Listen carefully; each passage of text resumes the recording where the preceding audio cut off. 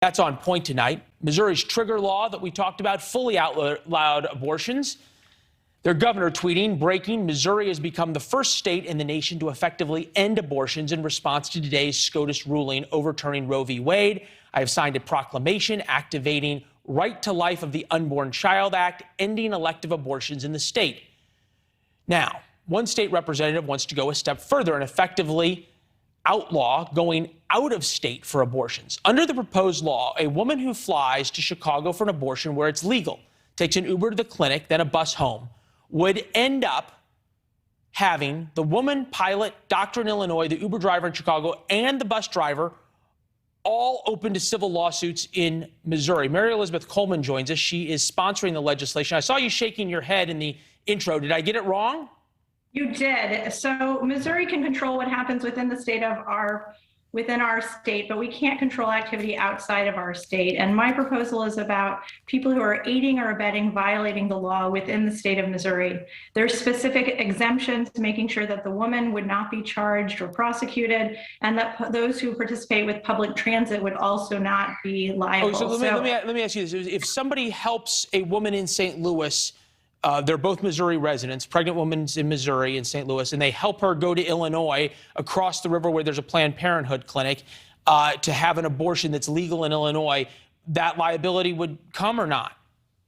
That's right. It wouldn't come. So the thing that's important is that the Planned Parenthood that's just across the river, Missouri's largely been operating in a post-Roe world already for the last 2 years with. So why do we need your law?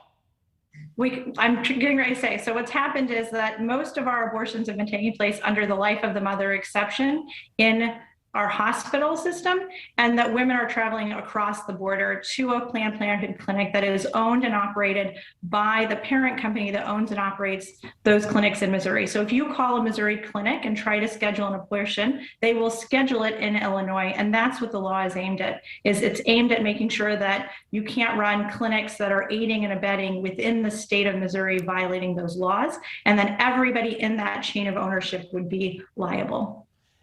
Isn't that, though, trying to affect what happens in another state?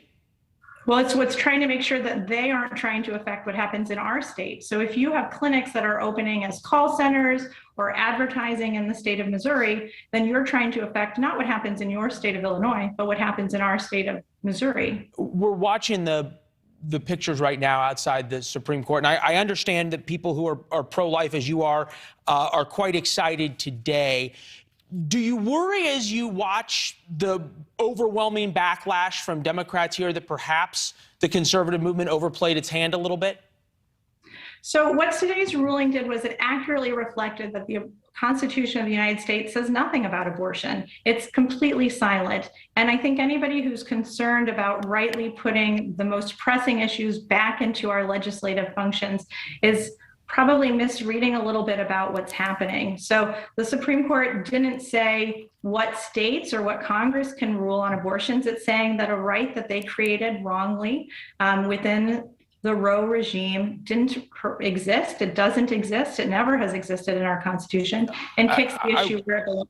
I won't argue the law with you. I was more wondering about the politics. Back to your bill, though, real quickly. I mean, we can talk about the politics. When we passed the Missouri Stands for the Unborn Act, which was the provision that enacted today's trigger ban, that set that up to be able to go into effect, everyone said that Missouri was going to lose seats. We're a super majority here in our state of Republicans, that the governor's race was at risk, and millions of dollars came in, and Governor Parson won re-election by a larger margin than any Republican had ever had. Missouri has been a pro-life state. It will remain a pro-life state. And I don't think that anyone is surprised that Republicans have been working to protect the unborn from the violence that is abortion and women and families. We said in the beginning that this should not come as a surprise to anybody who's watching this. Last question for you. I just want to understand it. From your perspective, do you have any problem, or will Missouri try to regulate what we said in the beginning, which is people leaving the state to go have an abortion procedure and then come back? And what's stopping any state from saying, gee, if a woman is pregnant and she leaves to go get an abortion and comes back, then why not check with doctors who declare a woman pregnant? If she doesn't have the baby, clearly she got an abortion. Well, I think that the laws and the Constitution would prevent what you're suggesting, and that women having access to care is something entirely different than making sure that we're protecting women and children from the violence that is abortion. I think the question that you had is a little bit just a complete misunderstanding of what we're trying to do, which is not regulate what other states do, but what is happening in the state of Missouri. Okay. And Missouri has always made sure that we are protecting the woman and that we're not charging her. It's always the provider. Yeah. All right.